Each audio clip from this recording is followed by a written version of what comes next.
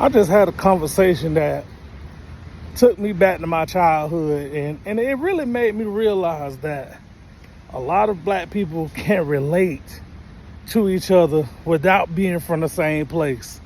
So me and one of my coworkers was having a conversation, and we was talking about how we were both raised around the projects.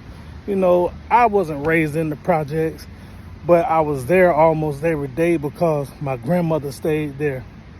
And my coworker said she was raised in the projects, but it was so many similarities to her story and my story that it was crazy.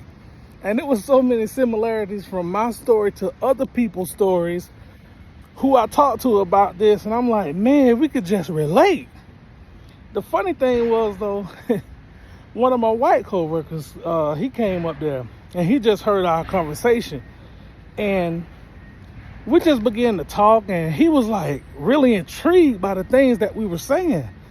And one thing that he was intrigued by was we was talking about the storehouse or the candy lady that be in the neighborhood. He had never heard of nothing like that.